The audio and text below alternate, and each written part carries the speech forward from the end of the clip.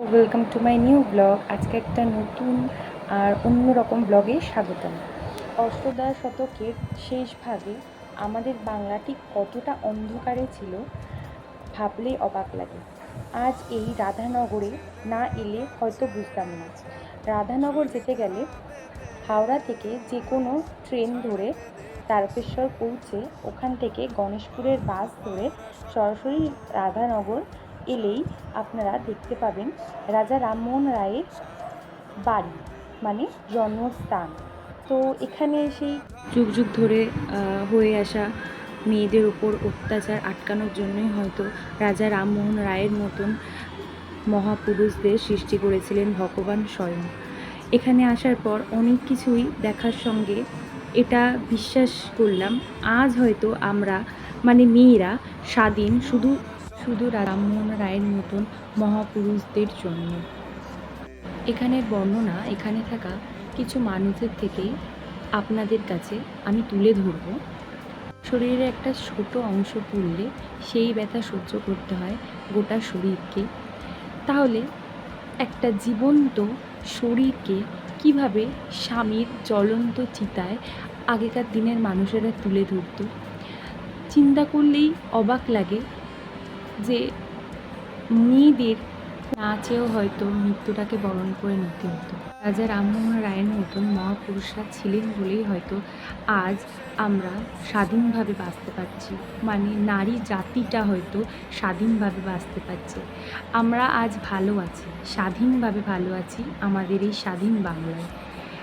আমি এই ভিডিওটা করার পিছনে একটাই উদ্দেশ্য, সকলকে জানাতে চাই যে আরও ইতিহাসের মুখোমুখি আমি নিয়ে যাব। রাজা রামমোহন রায়ের সম্পর্কে যতটাই বলবো ততটাই হয়তো কম, সবটা হয়তো আমি বলতেও পারবো না। এখানে থাকা কিছু মানুষদের থেকে আপনাদের আমি সব তথ্যই জানাবো। তো ভিডিওটা কন্টিনিউ দেখতে থাকুন আর শুনে নিন। এটা হলো রাজা রামমোহন রায়ের জন্মস্থান। এখানে রাজারা থাকতেন, বসবাস করতেন। রাজা রামমোহন বংশতালিকা ওই যে ওইখানটায় আছে, চারটা একটু দেখে নেবেন। ওইখানে আসুন, এটা হলো মন্দির।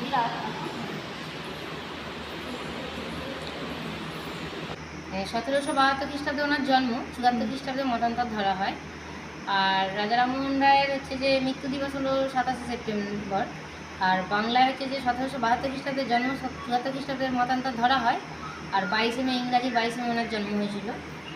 আর এখানে আমাদের এই রুমটার ভেতর যেখানে মসজিদের আদল এটা, তা এইখানেতে বিভিন্ন স্তরের শিক্ষকরা মানে বিভিন্ন অনুষ্ঠান সূচি সারা বছরই পালন করেন।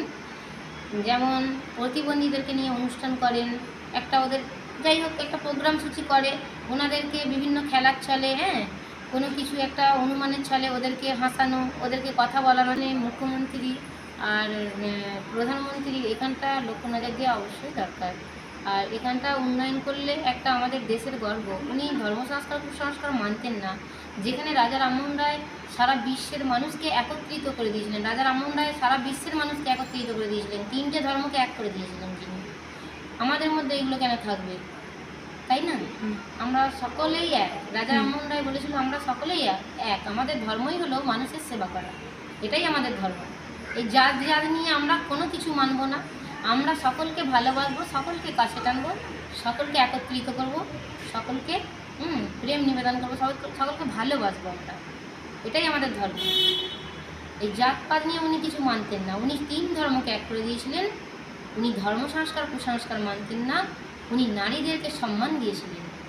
আর রাজা রামমোহন রায়ের নাকি লন্ডনে যখন পড়াশোনা করতে গিয়েছিলেন তখন ওনার বৌদিকে নাকি জ্যান্ত জ্বলন্ত পুড়িয়ে দেওয়া হয়েছিল ওই রঘুনাথপুর আমবাগানে, যেখানে উনি বসত বাড়ি করেছিলেন। এখান থেকে বাবা মার কাছ থেকে ত্যায্যপুত্র হয়ে, যখন ত্যায্যপুত্র হয়েছিলেন তখন ওখানে বসত বাড়ি করেছিলেন।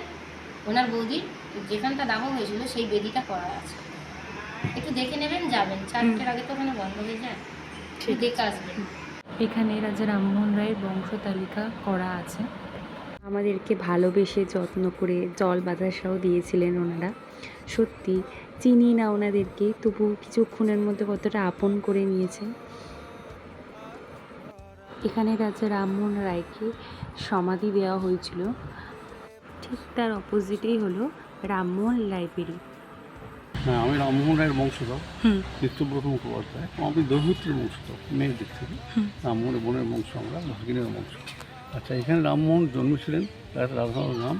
সামনেই দেখবেন রামমোহন মেমোরিয়াল। এটি রবীন্দ্রনাথের নকশা, মন্দির, মসজিদ, গির্জা তিনটে সমন্বয়ে তৈরি। কেননা রামমোহনের বাবার আমলে বাড়িটা ভূমিসাৎ হয়ে গিয়েছিল। তারপর রবীন্দ্রনাথ ঠাকুরকে সভাপতি করে একটা কমিটি হয়েছিল। রবি ঠাকুর একটা নকশা এঁকেছিলেন রামমোহন শিব মন্দির কীরকম হবে, মন্দির, মসজিদ, গির্জা তিনটে সমন্বয়ে তৈরি।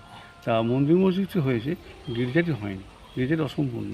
সেটির পিছনে একটি প্ল্যাটফর্ম করা আছে, সেটা অর্থ হবে, আর স্ট্রাকচারটা উঠলো না। এই হলো ব্যাপার।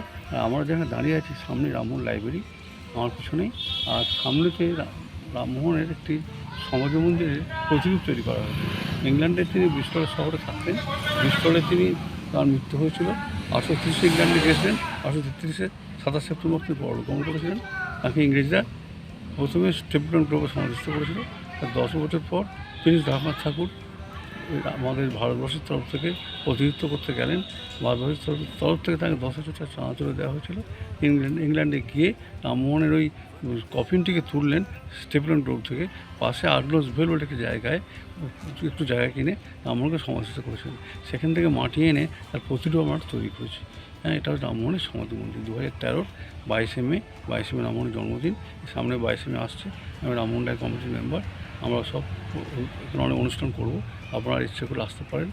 আর আমাদের এই রামমোহন মেমোরিয়ালটি দেখছেন, বা রামমোহনের জন্মস্থান রাধানগর, এর পার্শ্ববর্তী গ্রাম কৃষ্ণনগর। ওখানে রাধাবল্লভ গোপীনাথের মন্দির আছে। গোপীনাথ হচ্ছে গুপ্ত বৃন্দাবন খ্যাত। উনি গোপনে লীলা করে গেছেন ভগবান শ্রীকৃষ্ণ।